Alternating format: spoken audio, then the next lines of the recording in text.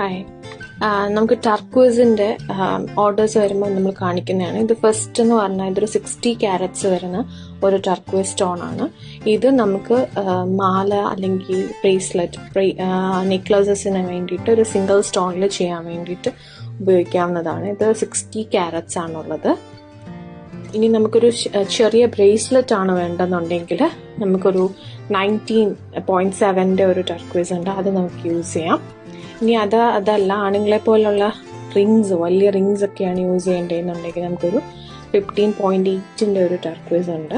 ഇത് നമുക്ക് നല്ല സിൽവറിൽ നമുക്ക് റിംഗ് ആയിട്ട് യൂസ് ചെയ്യാം. ഞാൻ അതിൻ്റെ ഒരു മോഡൽ കാണിച്ചു തരാൻ ചെയ്തതിൻ്റെ. ഇതാണ് നമ്മൾ ആ ചെയ്ത റിങ് വരുന്നത്. ഇങ്ങനെ ഇരിക്കും ഇത് അവസാനം ഇത് ചെയ്ത് വരുമ്പോൾ.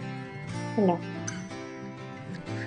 ചെറിയ ഫിംഗേഴ്സിലാണ് ചെയ്യേണ്ടതെന്നുണ്ടെങ്കിൽ നമുക്കൊരു 4.95 ക്യാരറ്റ് വരുന്ന സ്റ്റോൺസ് ഉണ്ട്.